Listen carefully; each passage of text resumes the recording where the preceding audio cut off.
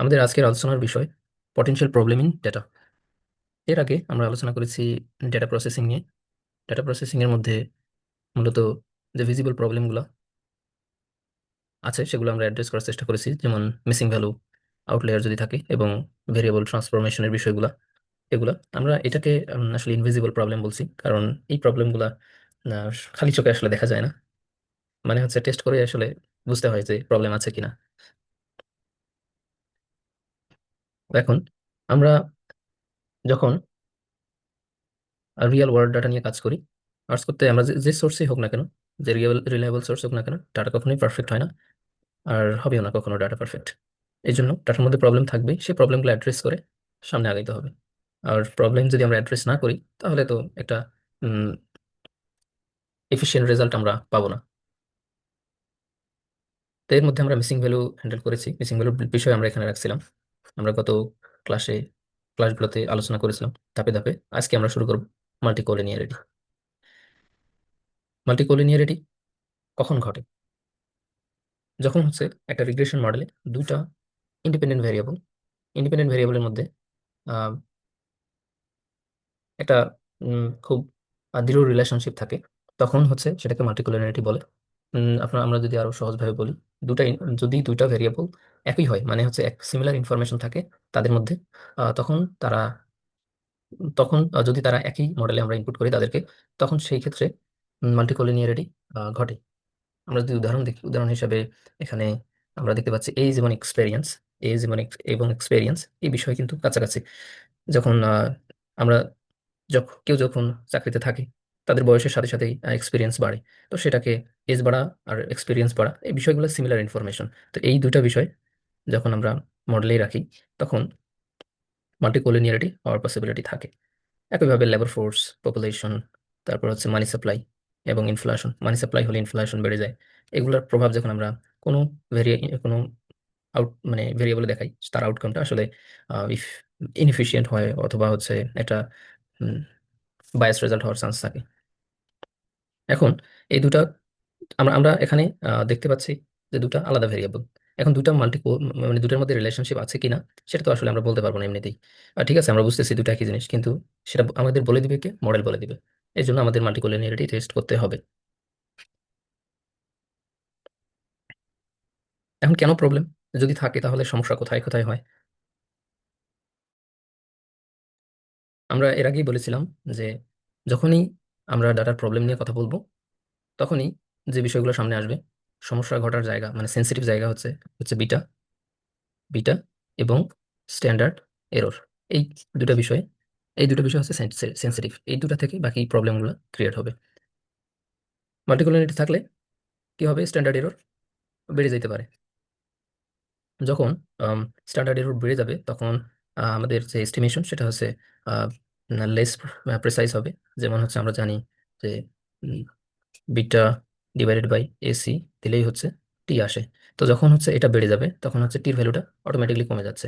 এটা কমে গেলে তখন দেখা গেল যে আমাদের যে ভেরিয়েবল সিগনিফিকেন্ট হওয়ার কথা, সেটা ইনসিগনিফিকেন্ট চলে আসে।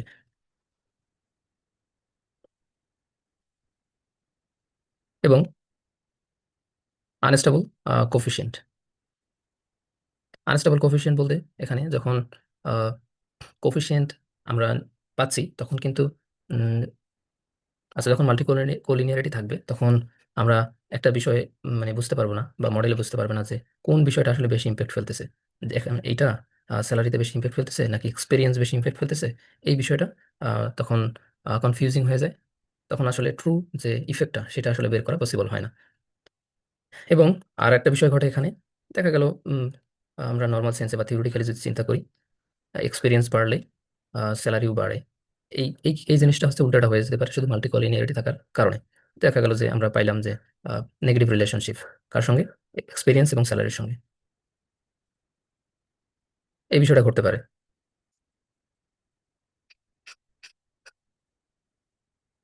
আচ্ছা, আমরা তো এটা কথা বলছিলাম, এটা বিষয়ে difficult in identifying true effects of his predictor variable. এখন আমাদের যে আমরা এক্সাম্পলগুলো দেখছিলাম, ওখানে স্যালারির উপরে এজের প্রভাব থাকে নাকি, মানে বেশি, নাকি হচ্ছে এক্সপিরিয়েন্সের প্রভাব বেশি, এটা আসলে আইডেন্টিফাই করা খুবই টাফ হয়ে যায়। এবং এটাও আমরা এক্সাম্পল দিয়ে বুঝছিলাম যে লোয়ার টি স্ট্যাটিস্টিক্স কম হয়ে যাবে কখন, যখন স্ট্যান্ডার্ড এরর বেড়ে যাবে। স্ট্যান্ডার্ড এরর বেড়ে টি কমে যাবে এবং পি ভ্যালু এটা হাই হয়ে যাবে। এই পি ভ্যালু হাই হয়ে গেলে আমরা তো জানি হচ্ছে 10% অথবা হচ্ছে 5% লেভেল অফ সিগনিফিকেন্স যদি আমরা ধরি, এর উপরে যদি চাই সেক্ষেত্রে আমরা সেটাকে ইনসিগনিফিকেন্ট বলতেছি। যদিও দেখা গেল যে স্যালারির উপরে এক্সপেরিয়েন্সের একটা সিগনিফিকেন্ট ইম্প্যাক্ট আছে, কিন্তু আমাদের মডেল বলে দিচ্ছে যে এটা ইনসিগনিফিকেন্ট, মানে হচ্ছে কোনো ইম্প্যাক্ট নেই। এই বিষয়টা ঘটতে পারে।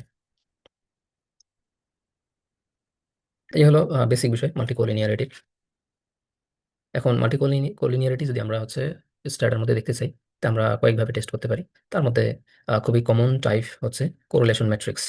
কোরিলেশন ম্যাট্রিক্স কি ঘটে না, এখানে পেয়ার ওয়াইজ রিলেশনশিপ আমরা দেখতে পাই, যে কোনো একটা ভেরিয়েবলের সাথে আরেকটা ভেরিয়েবলের কোরিলেশন দেখতে পাই। তো এখন এই বিষয়টা আমরা এখন স্ট্যাটার মধ্যে দেখব।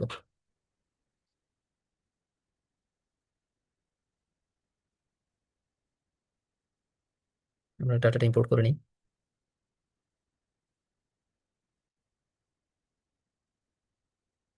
এখন আমরা যদি কোরিলেশন ম্যাট্রিক্স রান করতে যাই, তাহলে আমাদের কমান্ড ব্যবহার করতে হবে কোরিলেশন, কোর শর্ট ফর্ম, তারপর যে ভেরিয়েবলগুলো আমাদের মডেলে থাকবে একটার পর একটা আমরা দিয়ে দেবো। এখন সিরিয়াল আসলে এখানে ম্যাটার করে না, বা ডিপেন্ডেন্ট ভেরিয়েবল আগে দিতে হবে কি হবে না, এটাও ম্যাটার করে না। মানে আপনারা জাস্ট ভেরিয়েবলগুলো দিয়ে দিবেন, তাহলে আমরা এরপর রান করে দিলেই জাস্ট রেজাল্টটা চলে আসবে, খুবই স্ট্রেট ফরওয়ার্ড। এবং এখান থেকে আপনারা দেখতে পাচ্ছেন যে বিভিন্ন কোফিশিয়েন্ট আমরা দেখতে পাচ্ছি, এবং কোফিশিয়েন্ট গুলা রেঞ্জ হচ্ছে, আমরা আমরা কি জানি, আমরা জানি হচ্ছে কোরিলেশনের রেঞ্জ থাকে -1 থেকে +1। তো আপনারা দেখেন, খেয়াল করেন এখানে রেঞ্জ কিন্তু এর বাইরে নেই। এখন আমরা আরেকটা বিষয় দেখতে পাচ্ছি যে প্রত্যেকটা ভেরিয়েবলের সাথে প্রত্যেকটা ভেরিয়েবল যখন কোরিলেশন হচ্ছে, সেটা পজিটিভ কোরিলেশন হচ্ছে, এবং হচ্ছে ম্যাক্সিমাম কোরিলেশনটা আমরা সেখানে দেখতে পাচ্ছি। এই সিআরআই 1 এবং সিএফ1, এই ট্রায়াঙ্গুলার শেপটা আমরা দেখতে পাচ্ছি। তো এখন এখানে কিছু পজিটিভ ভ্যালু এবং নেগেটিভ ভ্যালু দেখতে পাচ্ছি। আমরা পজিটিভ ভ্যালু যদি থাকে, অবশ্যই আমরা বলতে পারি যে পজিটিভ থাকলে পজিটিভ কোরিলেশন এবং নেগেটিভ থাকলে নেগেটিভ কোরিলেশন। এখন আমরা মাল্টিকোলিনিয়ারিটি আছে কি নাই সেই বিষয়টা আসলে ডিসাইড করব। এখন নেগেটিভ ভ্যালু থাকলেও আর পজিটিভ ভ্যালু থাকলেও আসলে এটা এটা এই মুহূর্তে মাল্টিকোলিনিয়ারিটি আছে কি নাই এটা ডিসিশন নেওয়ার জন্য আসলে মানে এই সাইনগুলো আসলে কোনো ধরনের ইম্প্যাক্ট ফেলে না আর কি। এখন ডিসিশন নেওয়ার একটা হচ্ছে সাজেশন আছে, সেটা হচ্ছে আমরা হচ্ছে জানি যে উলড্রিজের বই থেকে যদি আমরা সাজেশনটা নিই, সেখানে উলড্রিজ বলছে যে 0.7 অ্যাবসলিউট ভ্যালু, যদি আমরা যদি 0.7 অ্যাবসলিউট ভ্যালু চিন্তা করি, যে -0.7 থেকে +0.7, এর বাইরেও যাওয়া যাবে না, এর যদি মধ্যেই থাকে তাহলে ওইটাকে আমরা লোয়ার মাল্টিকোলিনিয়ারিটি বলতেছি।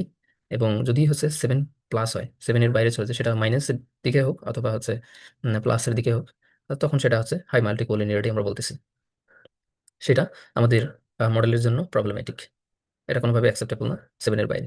টলারেন্স রেঞ্জ আমরা এটা। এখন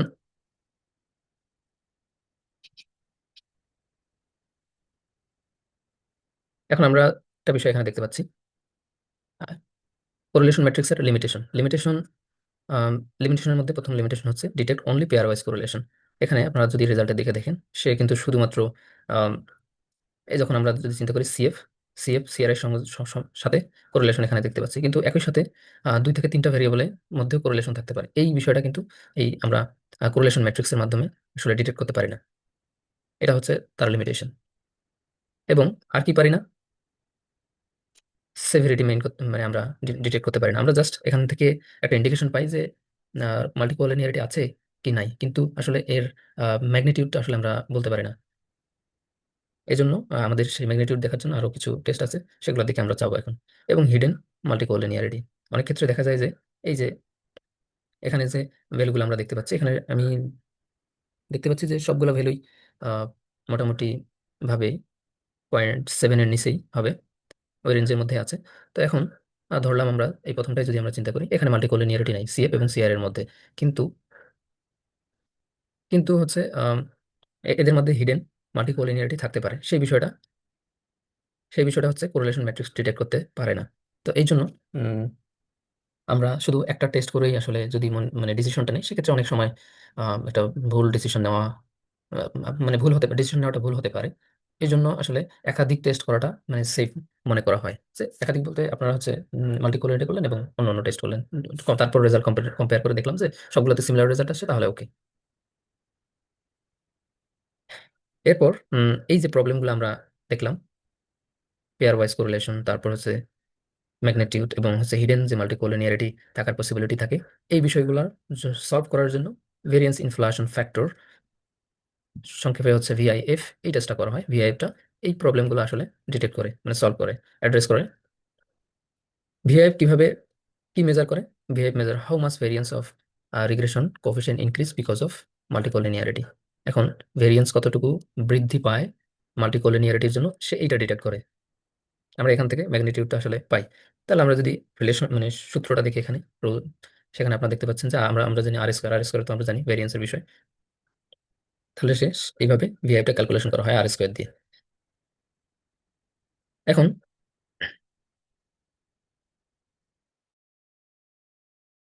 ভিআইএফ ক্যালকুলেশনের জন্য প্রথমেই কি করতে হবে? রিগ্রেশনটা রান করে নিতে হবে অ্যাজ এ ফার্স্ট স্টেপ, এবং পরবর্তীতে আমাদের ভিআইএফ রান করতে হবে। তাহলে ঠিক আছে, আমরা তাই করি। আমরা প্রথমেই একটা রিগ্রেশন মডেল রান করে নিলাম।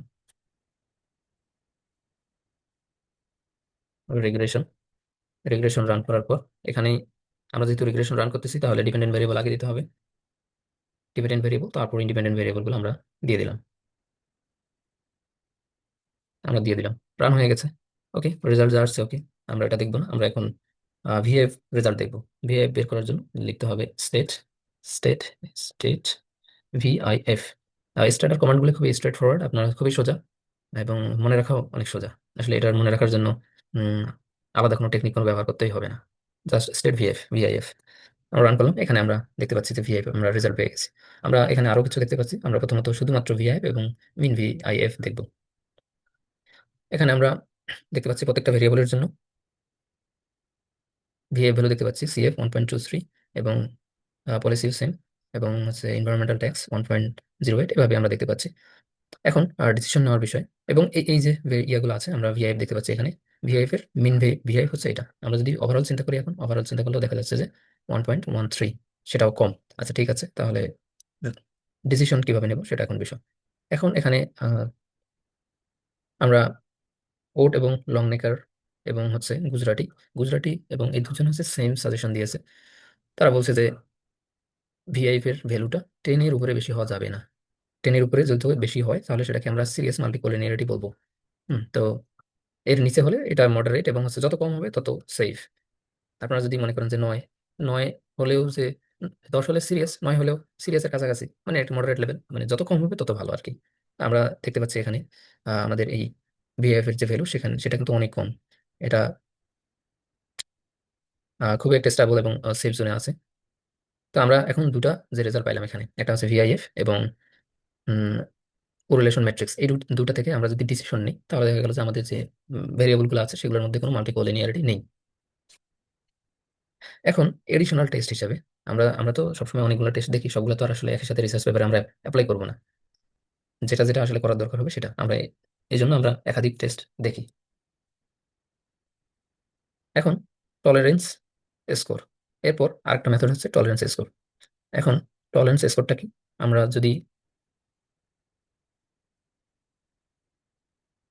আমরা হচ্ছে ভিআইএফ এর ইনভার্স করলেই, ইনভার্স বিষয়টাই হচ্ছে টলারেন্স স্কোর। টলারেন্স মানে আমরা একবারে রান করি, কিন্তু এখন টলারেন্সও পেয়ে গেছি। এটা হচ্ছে ভিআইএফ এবং টলারেন্স। টলারেন্স এখন আমাদের এখানে টলারেন্সের জন্য আমরা একইভাবে সিনট্যাক্স রাখছি। যেহেতু একবারই চলে আসছে, তাহলে আবার আলাদা করে তো বের করার দরকার নেই। এবং এখান থেকে টলারেন্স থেকে আসলে আমরা কিভাবে ডিসিশন নিব? টলারেন্স থেকে ডিসিশন নিব কিভাবে?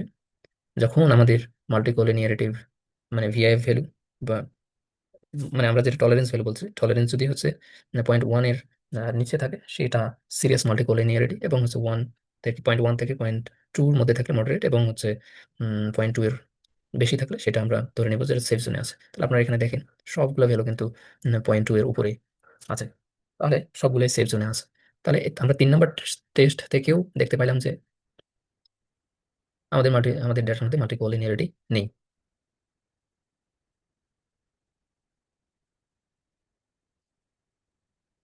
এখন এছাড়াও আমরা হচ্ছে চতুর্থ নাম্বার টেস্ট হিসেবে আমরা কন্ডিশন ইন্ডেক্স দেখতে পারি। কন্ডিশন ইন্ডেক্স আসলে মাল্টি মানে কি করে, এটা হচ্ছে ম্যাগনিটিউডটা আমরা দেখতে পারি যে আসলে কিরকম মাল্টিপল লিনিয়ারিটি আছে, সেটা আমরা দেখতে পেলাম কিসের মধ্যে দিয়ে, ভিএফ এর মাধ্যমে দিয়েও পাইলাম। এবং হ্যাঁ, ভিআইপি এর মধ্যে দিয়েও পাইলাম যে এখানে যতটা বেশি হবে, ভ্যালু যত বেশি হবে তত হচ্ছে ধীরে ধীরে মাল্টিপল লিনিয়ারিটির সিরিয়াসনেসটা বাড়তে থাকবে। তো একইভাবে আমরা কন্ডিশন ইন্ডেক্স দিয়েও সেম জিনিসটা দেখতে পারি। তো কন্ডিশন ইন্ডেক্স রান করার জন্য বা এই রেজাল্টটা পাওয়ার জন্য প্রথমে আমাদের একটা যে কমান্ডটা আছে সেই কমান্ডটা ইনস্টল করে নিতে হবে। কমান্ডটা ইনস্টল আমরা করে নিব আগে। কমান্ডটা হচ্ছে কোল্ডি কোল্ডি টু, আমরা যদি এসএসসি ইনস্টল ইনস্টল কোল্ডি টু ইনস্টল দিয়ে দিই, তাহলে আমাদের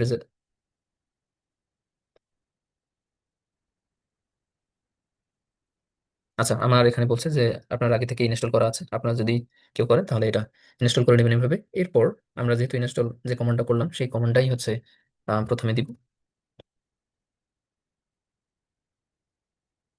টু, এরপর হচ্ছে ভেরিয়েবল গুলো সিরিয়ালি দেবো। এখন আমরা এখানেও যে কোনো ভেরিয়েবল আগে পরে দিতে পারি, জাস্ট মানে আমাদের ভেরিয়েবলের লিস্টটা এখানে দিয়ে দেবো। আমরা দিলাম, দেওয়ার পর এখানে আমরা পাচ্ছি যে কন্ডিশন নাম্বার, বা এখানে একটা ইন্ডেক্স পাচ্ছি 43, এবং আরো ইন্ডেক্স পাচ্ছি এখানে প্রতিটা ভেরিয়েবলের জন্য আলাদা আলাদা ইন্ডেক্স।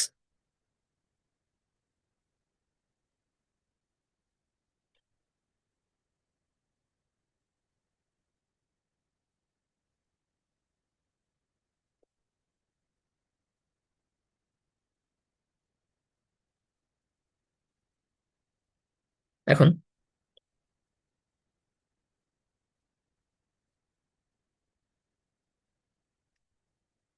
আমরা এখানে ইন্ডেক্সটা দেখতে পাচ্ছি, কন্ডিশন ইন্ডেক্স। এখন এখান থেকে আমরা কিভাবে ডিসিশনটা নিব? এখন যদি আমাদের কন্ডিশন ইন্ডেক্স যদি হচ্ছে 10-এর কম হয়, সেটাকে আমরা উইক মাল্টিকোলিনিয়ারিটি ধরতেছি, মানে হচ্ছে 10-এর নিচে হলেই ভালো, এবং এবং 10 থেকে 30-এর মধ্যে থাকলে সেটাকে আমরা মডারেট লেভেল ধরতেছি, এবং 30-এর উপরে গেলেই সেটা আনএক্সেপ্টেবল হয়ে যাচ্ছে, সিরিয়াস মাল্টিকোলিনিয়ারিটি, এটা মডেলের জন্য অ্যাপ্রোপ্রিয়েট নয়। কিন্তু এখানে আমরা রেজাল্ট হিসেবে দেখতে পাচ্ছি যে আমরা 43 পেয়ে গেছি। তখন আহ, এই যে টেস্ট, আমাদের চতুর্থ নাম্বার টেস্ট সেটা থেকে আমরা দেখতে পাচ্ছি যে আমাদের ভেরিয়েবল গুলোতে মাল্টিকোলিনিয়ারিটি আছে, কিন্তু আমাদের বাকি যে তিনটা টেস্ট আমরা দেখলাম সেগুলোর মধ্যে দিয়ে বলতেছে মাল্টিকোলিনিয়ারিটি নেই। এবং ইন্ডেক্সের প্রথমে শুরুর দিকে আপনারা দেখেন সেটাও বলতেছে যে মাল্টিকোলিনিয়ারিটি নেই। তো আমরা ওভারঅল আসলে ডিসিশন নিতে পারি যে আমরা যে ভেরিয়েবল গুলো এখানে ব্যবহার করতেছি মডেলের জন্য, তো সেখানে মাল্টিকোলিনিয়ারিটি মানে ইস্যুটা নাই। আমরা পরবর্তী রেজাল্ট গুলো, পরবর্তী যে অ্যানালাইসিস গুলো আছে সেগুলোর জন্য আসলে প্রস্তুত বা যাইতে পারি এখন।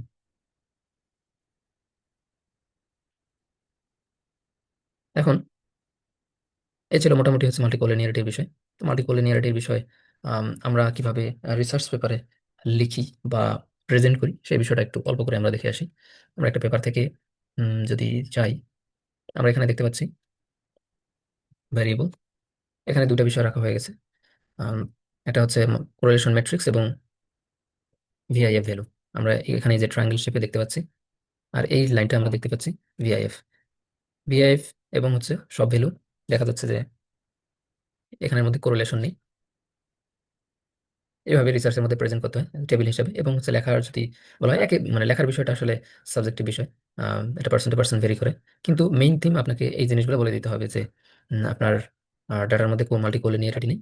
বা এগুলো যদি আপনি নাও বলেন, এখান থেকে অনেকেই বা যারা রিভিউয়ার আছে বা যারা রিডার আছে আপনার রিসার্চে, তারা এগুলো বুঝে নেবে। অনেক ক্ষেত্রে লিখতেও হয় না। যেমন এই পেপারে মানে এটা এক্সাম্পল হিসেবে রাখার কারণ হচ্ছে এখানে খুব সুন্দরভাবে বলে দেওয়া আছে। উল্ট্রিস বলছে কি, ওই যে আমরা এখান থেকে জাস্ট কপি করে নিয়ে গেছি এদের সাজেশনটা, যে যদি লেস দেন 7 হয় তাহলে ওকে, লোয়ার লেভেল মাল্টিকোলিনিয়ারিটি আছে, তাহলে আর সমস্যা নেই। এবং আবার ভিআইপি এর বিষয়েও বলা আছে যে 10-এর বেশি হওয়া যাবে না।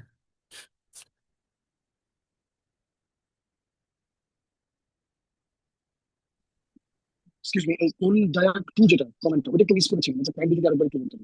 আচ্ছা,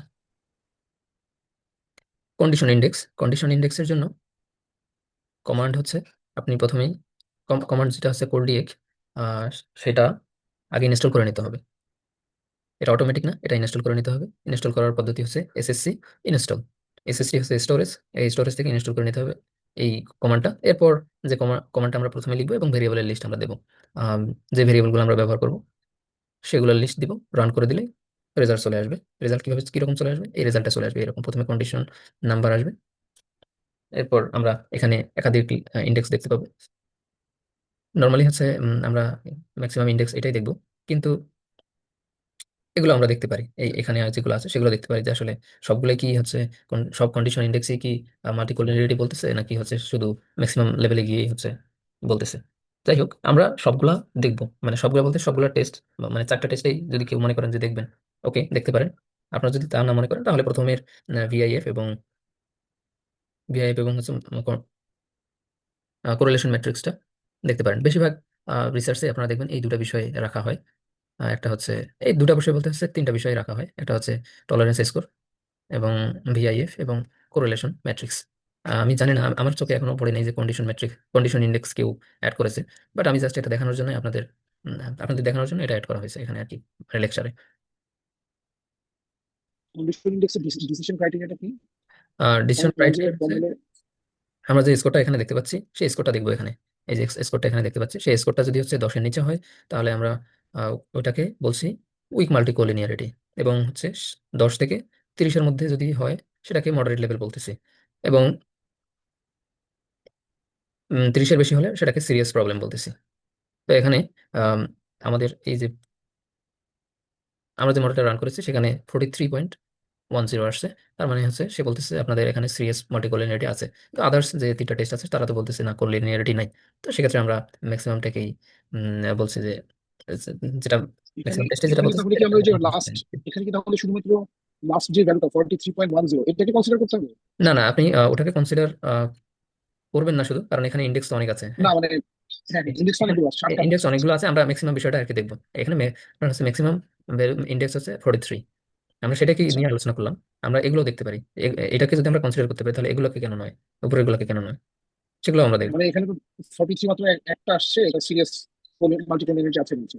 হ্যাঁ বাকি ভ্যালুগুলো তো সব জিরো বা জিরোর কাছাকাছি বা হ্যাঁ হ্যাঁ, মোটামুটি। এদিকে তো আমি এগুলো বলতে এগুলো তো চাচ্ছি যে, আমাদের, আমরা এখান থেকে যদি খেয়াল করি তাহলে এগুলো তো মডারেট লেভেলে আছে। এখান থেকে শুরু করে যদি আমরা মডারেট লেভেলে এগুলো পাচ্ছি মানে এক তাহলে থেকে আমরা পাঁচ এটাই ধরে নিতে পারি যে হচ্ছে মাল্টিকোলিনিয়ারিটি নেই। মানে 1 থেকে 5।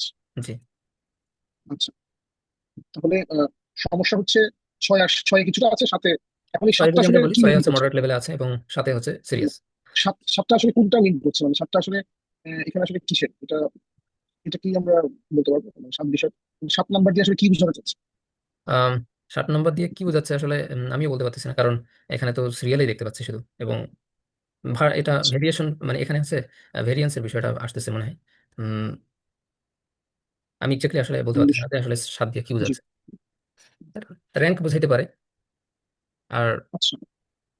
আচ্ছা, না তো যেমন এখন হচ্ছে এই সাইডে তো সব হচ্ছে মানে ভার্টিক্যালি হচ্ছে সব ভ্যারিয়েবল, তাহলে হরিজন্টালি বিষয়টা আসলে কি? কোনটা? এইটা আহ, আপনি বলছেন, এইটা এটা এটা মানে আচ্ছা, কলাম ওয়াইজ তো সব ভ্যারিয়েবল নাম, হ্যাঁ, তাহলে রো ওয়াইজ বিষয়টা কি?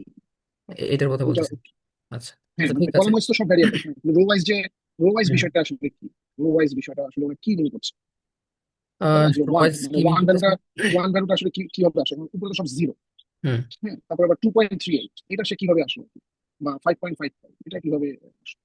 আসলে এটা হচ্ছে ভেরিয়েন্স ডিকম্পোজিশন বা মানে ইন্ডেক্সিং এর বিষয় আসে, তো এগুলা উম, আচ্ছা, আসলে দেখা গেল র্যাঙ্কিং সিস্টেম হতে পারে, র্যাঙ্কিং বিষয় আসতে পারে এখানে। আহ, মানে তাহলে আমরা আসলে কোনটার দিকে তাকিয়ে আমরা ডিসিশনটা নিব, এটা হচ্ছে কোয়েশ্চেন, এখানে মূল কোয়েশ্চেন। এখানে যদি ডিসিশন নেওয়ার বিষয়, আমি যেটা মানে এখন পর্যন্ত পড়াশোনা করে যেটা দেখছি যে ম্যাক্সিমাম বিষয়টা আমাদের দেখতে হবে। মানে ম্যাক্সিমাম কত স্কেল ইয়েটা আসছে নাকি ফোর্টি হ্যাঁ, থ্রি পয়েন্ট ওয়ান আমাদের এটা আসলে নর্মাল হচ্ছে এটা এটা আমাদের ডিসিশন নেওয়ার জন্য এই ভ্যালুটা যথেষ্ট। এইটা এইটা আপনি যদি বলেন যে, তাহলে তো এখানে সিরিয়াস লেভেলের হ্যাঁ আমি মাল্টিপল সেটাই আছে। বলছিলাম, সিরিয়াস লেভেল মাল্টিকোলিনিয়ারিটি এখানে আছে।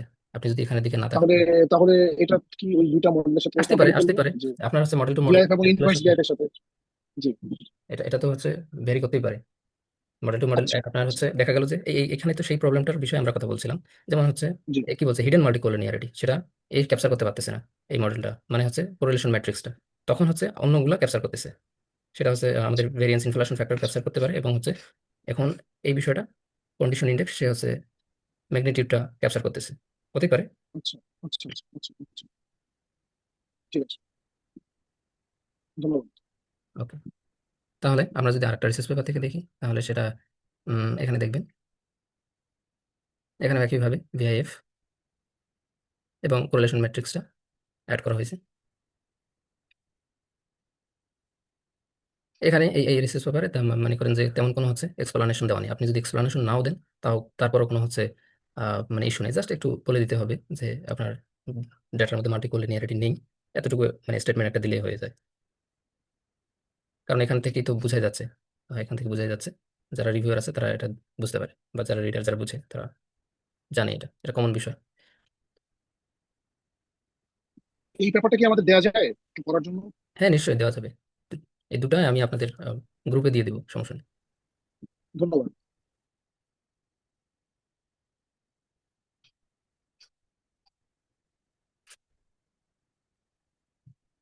তাহলে এখন যদি মাল্টিকোলিনিয়ারিটি থাকে, তাহলে কিভাবে আমরা ফিক্স করব বিষয়গুলো, সেটা এখন দেখি কি কিভাবে ফিক্স করা যায়। প্রথমত, প্রথম অপশন হচ্ছে যেটা, যে ভেরিয়েবলটা আমাদের মনে হচ্ছে, যে ভেরিয়েবলগুলো মনে হচ্ছে মাল্টিকোলিনিয়ারিটি আছে, সেগুলো আমরা বের করে দেবো একটা একটা করে। যদি দুটো ভেরিয়েবল থাকে, দেখা গেল যে আমরা এক্সাম্পল হিসেবে দেখছিলাম এজ, এজ এবং হচ্ছে এক্সপেরিয়েন্স, তাহলে যে কোনো একটাকে আমরা বের করে দিব। ধরলাম যে এজকে আমরা ওমিট করে দিলাম, দিয়ে এখন হচ্ছে শুধুমাত্র যেহেতু দুটার ইনফরমেশন আমরা জানি একই, তার একই ইনফরমেশন ক্যারি করতেছে, তাই সেজন্য তো হচ্ছে মাল্টিকোলিনিয়ারিটি। এখন সেজন্য আমরা দুটাকে কেন রাখবো, তাহলে একটাকে রাখি, তাহলে শুধু এক্সপেরিয়েন্সকে মানে এক্সপেরিয়েন্সকে রাখলাম। এখন আরেকটা বিষয় হতে পারে সেন্টারিং ভেরিয়েবলস। সেন্টারিং ভেরিয়েবলটা কি, বা কিভাবে এটা করব, এটা যখন উম, ধরলাম যে আমাদের ভেরিয়েবল হচ্ছে অ্যাকচুয়াল ভ্যালু আছে, অ্যাকচুয়াল ভ্যালু, অ্যাকচুয়াল ভ্যালু থেকে আমরা হচ্ছে মিনটা বিয়োগ করে দিব, অ্যাকচুয়াল ভ্যালু মাইনাস মিন। অ্যাকচুয়াল ভ্যালু কোনগুলো, আমরা যদি ডাটা সেটে যাই, ডাটা সেটে যে ভ্যালুগুলো আছে সেগুলো হচ্ছে অ্যাকচুয়াল ভ্যালু, সেখান থেকে মিনটাকে আমরা মাইনাস করে দিব। তাহলে আমরা মানে এর যে ভেরিয়েবলটা পাবো, একটা নতুন ভেরিয়েবল, সেটা হচ্ছে সেন্টারিং হয়ে যায়। এটা নর্মালি হচ্ছে ইন্টারেকশন টার্মের ক্ষেত্রে বেশি ব্যবহার হয়, যদি মাল্টিকোলিনিয়ারিটি থাকে। ইন্টারেকশন টার্ম বলতে এখানে মডারেটিং ভেরিয়েবল হিসেবে আমরা যখন কোনো ভেরিয়েবল ইম্পোর্ট ইম্পোর্ট করি, মডারেটিং বা মানে ইন্টারেকশন টার্ম কোনটা, দেখা গেল যে আমি স্যালারির বিষয়ে যদি বলি, স্যালারি এবং এক্সপেরিয়েন্স, এক্সপেরিয়েন্সের সাথে আমরা একটা দেখাবো হচ্ছে স্কিল। ধরলাম যে স্কিল আমাদের আরেকটা ভেরিয়েবল, এইটা এবং হচ্ছে এই দুটার ইন্টারাকশন টার্ম, মানে দুইটা যদি একত্রে হয়ে, মানে দুইটা কোয়ালিটি যদি একটা মানুষের মাঝে থাকে, তো সেক্ষেত্রে ওইটাকে ইন্টারাকশন টার্ম বলতেছি, এক্স ইন্টু ইন্টু হচ্ছে স্কিল, স্কিল। তো এটা হচ্ছে ইন্টারাকশন টার্ম হয়ে গেল আমাদের। এখন এই দুটো গুণ করে আবার একটা নতুন ভেরিয়েবল চলে আসলো, তাহলে ভেরিয়েবল ওয়ান, এটা ভেরিয়েবল ওয়ান, এটা হচ্ছে টু, এই দুটো মিলে হচ্ছে থ্রি হয়ে গেল। এখন আপনি খেয়াল করেন যে এই যে দুটো, আমরা এই দুটো গুণ করে একটা নতুন করে ভেরিয়েবল বানাইলাম, তাহলে কি এই এই এটার ইনফরমেশন কি এখানে নাই, এটার ইনফরমেশন কি এখানে নাই, আছে। তখন সেক্ষেত্রে আমরা কি করবো, সেক্ষেত্রে হচ্ছে এই সেন্টারিং বিষয়টা কাজে লাগাবো। কি করব, প্রত্যেকটা অবজারভেশনকে কি করব, মানে হচ্ছে অবজারভেশন বলতে আমাদের যে ভ্যালুগুলো আছে, প্রত্যেকটা রো মাইনাস মিন, সেই রো এর মিনটা, মিন ভ্যালুটা মাইনাস করে দিলেই এই সেন্টারিং হয়ে যাচ্ছে। এরপর উম, আমরা যেটা করতে পারি সেটা হচ্ছে প্রিন্সিপাল কম্পোনেন্ট অ্যানালাইসিস ব্যবহার করে দুটাকে মার্জ করে দিতে পারি। যেমন আমরা বলতেছি এইজ, এজ এবং এক্সপেরিয়েন্স যেহেতু একই বিষয়, তাহলে ঠিক আছে, দুটার ইনফরমেশন নিয়ে, মানে দুটার ইনফরমেশন নিয়ে আমরা একটা ইন্ডেক্স তৈরি করলাম। সেটা হচ্ছে কিসের মাধ্যমে করতে পারি, পিসি এর মাধ্যমে করা যেতে পারে। এখন ইন্ডেক্স তৈরি করার আরো কিছু অপশন আছে, আম, কিছু আরো কিছু মেথড আছে, আমি এই মুহূর্তে নাম বলতে পারতেছি না। এখন পিছিয়ে করে আমরা হচ্ছে নতুন একটা ইন্ডেক্স তৈরি করে নিতে পারি। সেই ইন্ডেক্সটা যদি আমরা এখন ব্যবহার করি, ধরলাম যে ইন্ডেক্স আমাদের এক্স এক্স টু তৈরি হলো, তাহলে আমরা এখন আহ, কিভাবে রান করতে পারি, এখন স্যালারি সাথে আমরা এখন এক্স টু যদি রিলেশনশিপ দেখাই, তাহলে আমরা, তাহলে আমাদের এই মাল্টিকুলারিটি থাকতেছে না, এবং এই এজ এবং এক্সপিরিয়েন্সের দুটো বিষয় এক্স টুর মধ্যে থাকলো, যে আমরা ইম্প্যাক্ট দেখতে পাবো। তখন তখন তো আমরা ডিসিশন নিতে পারতেছি সহজেই, যে এক্সপিরিয়েন্স বা এজ বা এই এই ধরনের যে ভেরিয়েবলটা আমরা ক্রিয়েট করলাম, ওটার কিরকম ইম্প্যাক্ট পড়তেছে।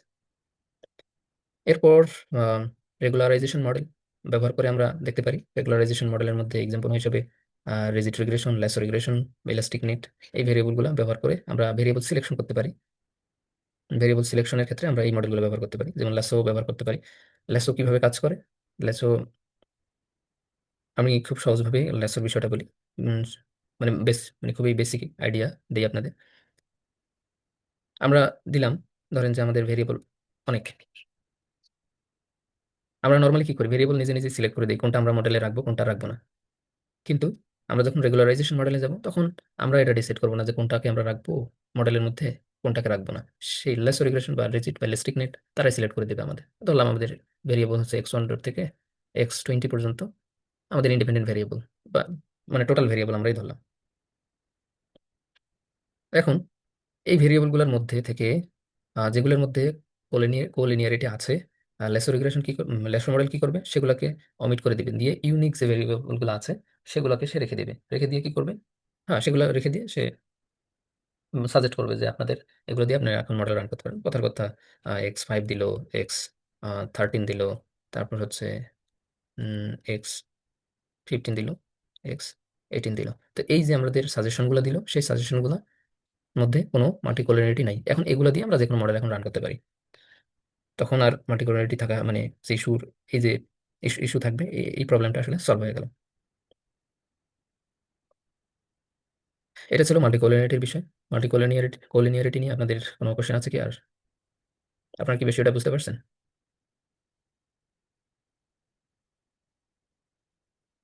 জি জি। আচ্ছা, ল্যাসো রিগ্রেশনটা কি স্টেপ ওয়াইজ রিগ্রেশনের সাথে কোনো ইয়ে আছে? জি।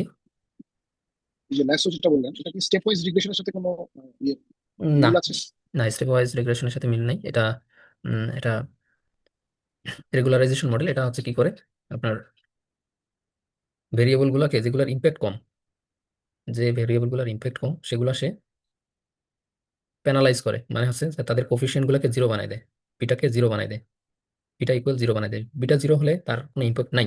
ধরেন যে খুবই সামান্য একটা ইম্প্যাক্ট আছে, রিগ্রেশন একটা রান করা হলো, যেহেতু রিগ্রেশন বলা আছে, রেসো রিগ্রেশন, এটা রিগ্রেশন রান করবে। উম, ধরলাম হচ্ছে স্যালারির সাথে ইকুয়াল দিয়ে একদম অনেকগুলো রান রান করে দিল এখানে। এক থেকে আমরা 20। এখন এখান থেকে সে যেগুলোর ইম্প্যাক্ট কম, সেই ইম্প্যাক্ট কম কিভাবে আমরা বুঝবো? আমরা রিগ্রেশন রান করলেই দেখি। আমরা তো কোফিশিয়েন্ট পাচ্ছি এখানে, আমাদের কোফিশিয়েন্ট পাচ্ছি না। কোফিশিয়েন্ট গুলো দেখবেন যে যেগুলোর হচ্ছে জিরোর কাছাকাছি বা ইম্প্যাক্ট কম, সেগুলোকে সে বাদ দিয়ে দেবে এখান থেকে, মানে জিরো বানাই দিবে এখানে, মানে প্যানালাইজ করে। এটা এটা কি একটা করে দেখানো যায়, ল্যাসো রিগ্রেশনটা? আসলে আজকে ওটা আসলে করে দেখা পসিবল নয়। এগুলো হচ্ছে সময় সাপেক্ষ ব্যাপার আছে আর কি। আর আমাদের এটা মানে অ্যাডভান্স কোর্সে অবশ্য আমরা এটা রাখছি। এখন দেখা আসলে পসিবল হচ্ছে না, কারণ আমার কমান্ডগুলো মনে নেই এই মুহূর্তে। ঠিক আছে, ঠিক আছে।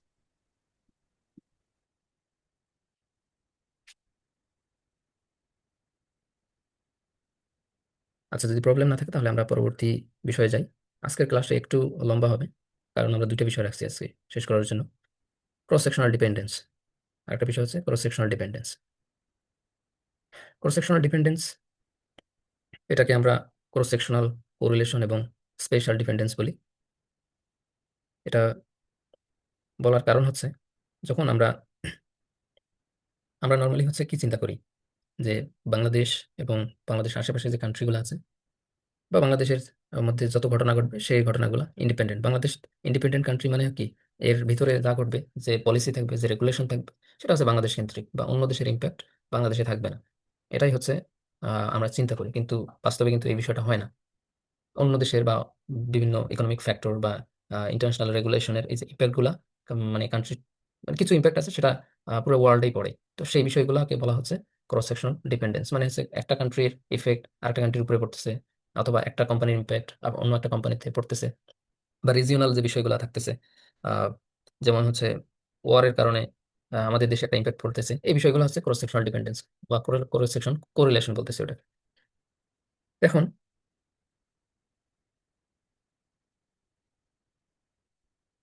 ক্রস সেকশনাল ডিপেন্ডেন্স আসলে খুবই স্পেসিফিক ভাবে কখন ঘটে আমরা সেই বিষয়টা দেখব। যদি আমরা প্রথমে দেখতে পাচ্ছি যে কমন গ্লোবাল শক কি, macro economic events affect many countries simultaneously. Macro economic events কি, যদি গ্লোবাল ফাইন্যান্সিয়াল ক্রাইসিস আপনি চিন্তা করেন, ফাইন্যান্সিয়াল ক্রাইসিস যখন হয়েছিল 2007-8-এ, এটা তো শুধু বাংলাদেশের প্রভাব পড়ছে বিষয়টা এমন না, এইটার প্রভাব পুরো বিশ্বে ছিল। এবং কোভিড-19 যদি আপনি চিন্তা করেন, কোভিড-19, তো সেটাও কিন্তু আহ, এমন একটা ইভেন্ট যেটা পুরো বিশ্বকে থমকে দিয়েছিল। এটার একটা একটা কান্ট্রি ইম্প্যাক্ট বা এই এই যে টোটাল যে কমন যে শক, একটা কান্ট্রির শক, সেটা পুরা ওয়ার্ল্ডের মধ্যে পড়েছিল। এই এই বিষয়টাকে আমরা ক্রস সেকশনাল ডিপেন্ডেন্সি বলতেছি। এবং এখানে একটা এক্সাম্পল সেট করা আছে। যেমন বলা আছে যে ইউএস ইকোনমি যদি স্লো ডাউন হয়ে যায়, তাহলে মেনি কান্ট্রিজ এক্সপোর্ট ডিক্লাইন। যেমন বাংলাদেশের যে কথা যদি আপনি চিন্তা করেন, তাহলে কি হবে বাংলাদেশের, কারণ মানে ইউএস হচ্ছে আমাদের গার্মেন্টস প্রোডাক্টের একটা বড় এক্সপোর্টার কান্ট্রি। তখন কিন্তু আমাদের রেমিটেন্স একটা বেশ ভালো প্রভাব পড়বে। তো সেই বিষয়টা যে এই যে প্রভাবটা যে পড়তেছে, এটাকে হচ্ছে ক্রস সেকশনাল কোরিলেশন। এবং আরেকটা বিষয় হচ্ছে 2 নম্বর, spill over effect. Spill over effect আমরা কোনটাকে বলতেছি? এটা এমন একটা economic activity in one region influence other. যেমন হচ্ছে ট্রেড রিলেশনশিপ, বাংলাদেশ এবং ভারতের যে ট্রেড রিলেশনশিপ, একটা বাংলাদেশ বা ভারতের বা ভারতের কারণে বাংলাদেশে প্রভাবিত হতে পারে এবং বাংলাদেশের কারণে ভারত প্রভাবিত হতে পারে, বা এই ধরনের যে যে ট্রেড রিলেশনশিপ তাদের তাদের সাথে আছে, এই এই যে তাদের যে একটা কান্ট্রির উপর আরেকটা যে ইম্প্যাক্ট, সেটা হচ্ছে স্পিল ওভার ইফেক্ট।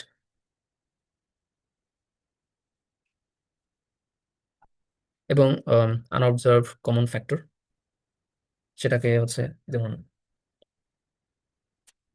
কিছু আনঅবজার্ভ ফ্যাক্টর বলতে, যেমন যেগুলা আসলে আহ, আমরা যদি এক্সাম্পল হিসেবে দেখি, তাহলে ওয়ার্ল্ড ইন্টারেস্ট, অথবা হচ্ছে আম, যদি এনভায়রনমেন্ট আছে, এনভায়রনমেন্টের প্রবলেমের কথা না, যে ওয়ার্ল্ডের যে ইন্টারেস্ট রেট আছে বা কমোডিটি প্রাইস অথবা হচ্ছে বিজনেস সাইকেল, এই যে বিষয়গুলো আছে সেগুলোকে আমরা বলছি যে আনঅবজার্ভ কমন ফ্যাক্টর। আমরা যেটাকে এরোটার্ম বলতেছি, যে এরোটার্মের আসলে ইম্প্যাক্ট যে যদি হচ্ছে মডেলের মধ্যে থাকে, সেটা সেক্ষেত্রে ওটাকে আমরা অনেক সময় ক্রস কান্ট্রির ডিপেন্ডেন্সি বলতেছি, ক্রস সেকশনাল ডিপেন্ডেন্সি বলতেছি। এবং আহ, আরেকটা বিষয় হচ্ছে স্পেশাল ইন্টারেকশন। যে স্পেশাল ইন্টারেকশন কোনটা? জিওগ্রাফিক্যালি যখন আমরা একটা কান্ট্রির সাথে আরেকটা কান্ট্রি অ্যাটাচ থাকে, তখন কিন্তু মানে একটা কান্ট্রি আরেকটা কান্ট্রিকে বিভিন্ন ভাবে ইনফ্লুয়েন্স করে। অথবা আমরা যদি কান্ট্রি হিসেবে না করি, আমাদের স্টেটের যদি যে কান্ট্রিগুলোতে স্টেট আছে, বা আমাদের যদি বিভাগের চিন্তাও করি আমরা, একটা বিভাগের গ্রোথ আরেকটা বিভাগের গ্রোথকে ইম্প্যাক্ট ফেলতে পারে। যেমন একটা বিভাগের আনএমপ্লয়মেন্ট রেট আরেকটা বিভাগের এমপ্লয়মেন্ট রেটের উপর প্রভাব ফেলতে পারে। কারণ হচ্ছে কি, মানুষ হচ্ছে যেখানে কাজ বেশি সেখানে চলে যাবে, মাইগ্রেট হয়ে যাবে। তো এই বিষয়টাকে আমরা স্পেশাল ইন্টারেকশন বলতেছি। এবং হ্যাঁ, এখানে যদি আরো সহজভাবে বলি, এনভায়রনমেন্টাল পলিউশন। পলিউশন যদি দেখা গেল যে ঢাকার পলিউশন, তো দেখা গেল যে নদীর মধ্যে দিয়ে চট্টগ্রাম অঞ্চল দিয়ে পানি চলে যাচ্ছে। তো সারা দেশের পলিউশন যদি হয়, পানির মধ্যে যদি পলিউশন হয়, সেটা কিন্তু চলে যাচ্ছে, মানে হচ্ছে এথিক্যাল হিসেবে না।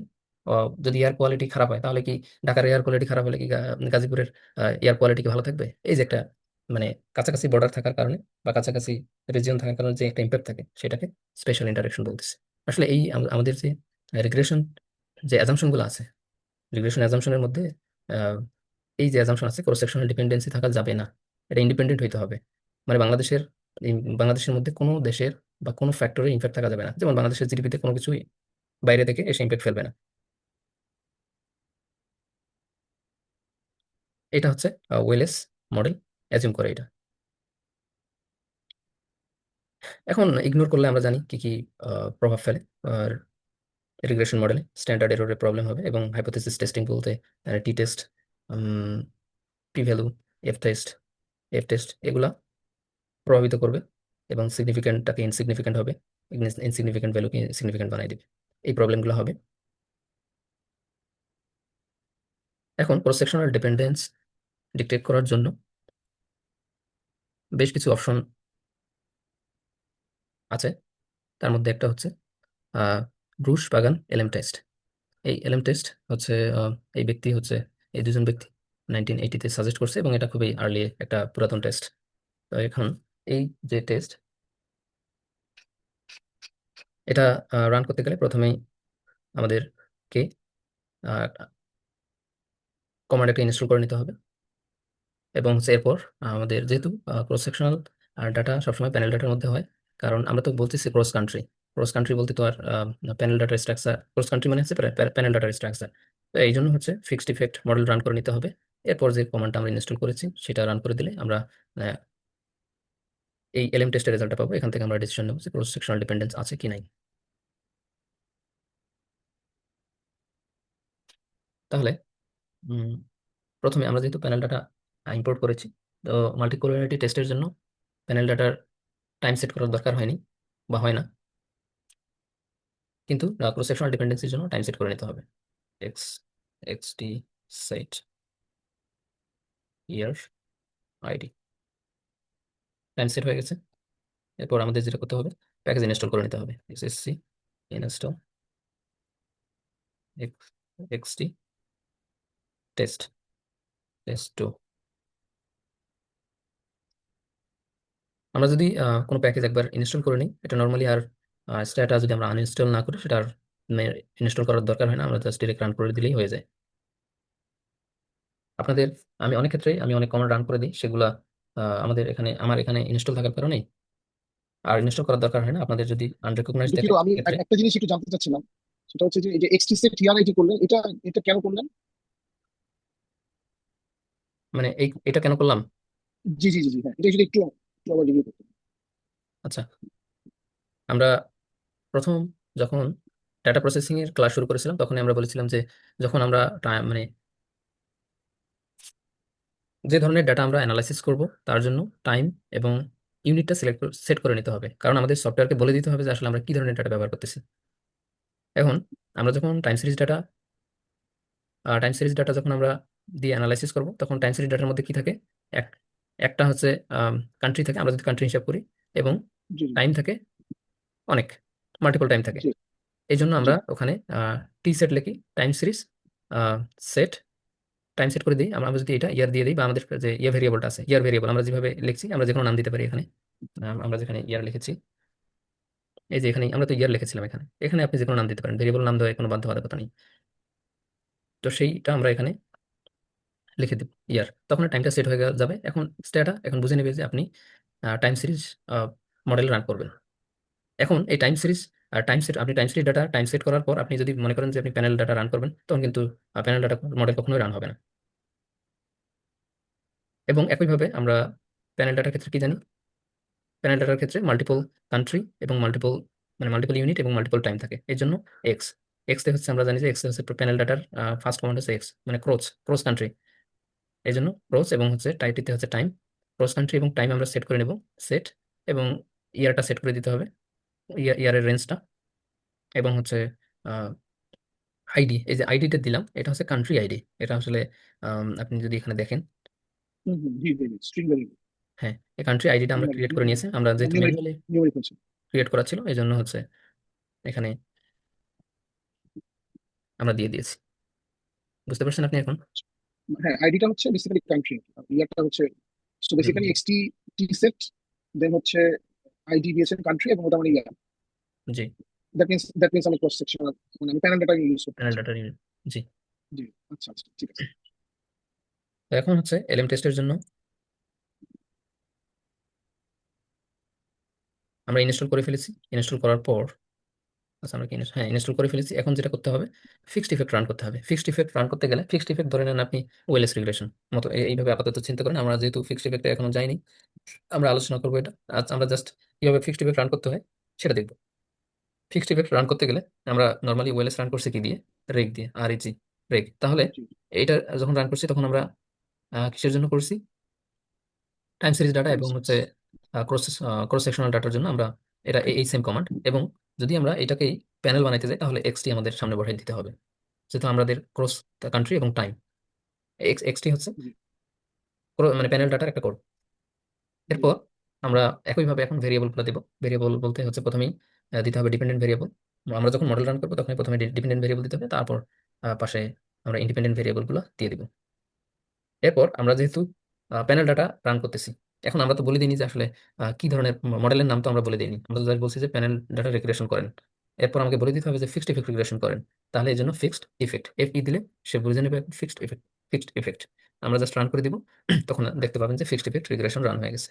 এখানে দেখা যাচ্ছে যে রিগ্রেশন ফিক্সড ইফেক্ট লেখা আছে, এই যে ফিক্সড ইফেক্ট রিগ্রেশন।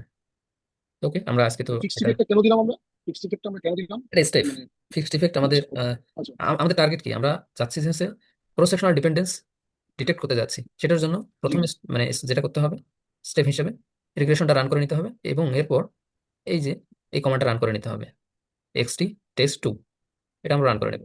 তাহলে আমরা যদি ভাইয়া যত ইনস্টল আগে আসলে করে রাখছি, মানে আমরা বুঝতে পারবো কিভাবে যে কোন সময় কোন রিগ্রেশনটা আসলে রান করবো? আপনার ক্রস সেকশনাল ডিপেন্ডেন্সি যখন আপনার রান করবেন, তখন সবসময় হচ্ছে ফিক্সড ইফেক্ট রান করতে হবে।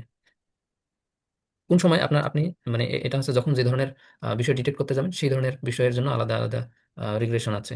যেমন হচ্ছে আপনি যখন প্যানেল ডাটার বিষয়ে কোনো কিছু ডিটেক্ট করতে যাবেন, তখন অবশ্যই আপনাকে ফিক্সড ইফেক্ট রান করে নিতে হবে। এবং যখন যেগুলাতে টাইম সেট করতে হয় না, যেমন হচ্ছে আমরা এর আগেই ভিআইএফ যখন বের করলাম। আলটিমেটলি আমরা তো কোরিলেশন বের করতে চাচ্ছি, হ্যাঁ, আমরা কোরিলেশন যখন ভিআইএফ মাল্টিকোলিনিয়ারিটি বললাম, দেখলাম, তখন হচ্ছে ফিক্সড ইফেক্ট রান করতে হয়নি, তখন শুধু হয় না। ওএলএস রিগ্রেশন রান করি, আমরা হচ্ছে ফিক্স মানে ভিআইএফ ভ্যালুটা বের করলাম।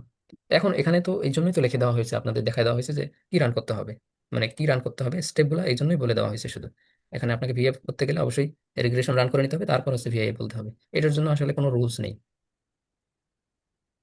এটা মনে রাখার জন্য আপনি ভিএফ করতে গেলে অবশ্যই ওএলএস রান করবেন, তারপর হচ্ছে ভিএফ রান করতে হবে। আপনি যখন ক্রস সেকশনাল ডিপেন্ডেন্সি করতে যাবেন, তখন অবশ্যই আপনাকে ফিক্সড ইফেক্ট রান করতে হবে, কারণ আমরা কাজ করতেছি প্যানেল ডাটা নিয়ে, সেখানে আমি ওএলএস রান করলে তো হবে না।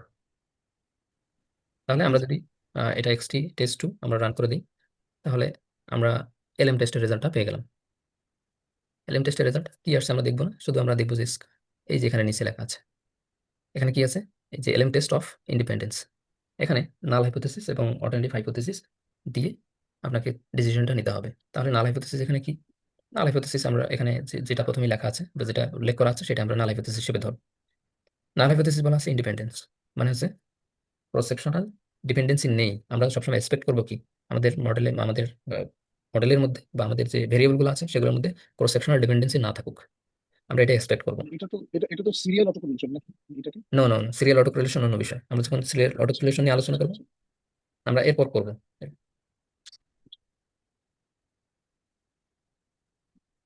এখন আমাদের নাল হাইপোথেসিস, নাল হাইপোথেসিস কি, ক্রস সেকশনাল ইন্ডিপেন্ডেন্স, মানে হচ্ছে বাংলাদেশের ওপর কোনো কান্ট্রির ইম্প্যাক্ট নেই। এখন অল্টারনেটিভ কি আছে, অল্টারনেটিভ যদি বলি, তাহলে বলবো যে আহ, বাংলাদেশের ফ্যাক্টরগুলো বা বাংলাদেশের যে ম্যাক্রো ইকোনমিক ফ্যাক্টরগুলো আছে বা যে কোনো ধরনের ভেরিয়েবল যেটাই আমরা ব্যবহার করি, ওটার হচ্ছে ডিপেন্ডেন্সি আছে, আমরা হচ্ছে কান্ট্রি দিয়ে বুঝি। তাহলে এখন এখান থেকে আমরা কি ডিসিশন নেব, আমরা কি জানি, যদি প্রবাবিলিটি ভ্যালু 5% নিচে থাকে, তখন আমরা কি বলি, কি ধরে মানে কোনটা অ্যাকসেপ্ট করি, নাল হাইপোথেসিস না অল্টারনেটিভ হাইপোথেসিস? অল্টারনেটিভ। অল্টারনেটিভ। তাহলে আমরা এখান থেকে কি পাচ্ছি, আমাদের এলএম টেস্টে কি বলতেছে, এই মডেলের মধ্যে ডিপেন্ডেন্সি আছে না নাই? আছে, প্রসেশনাল ডিপেন্ডেন্সি আছে।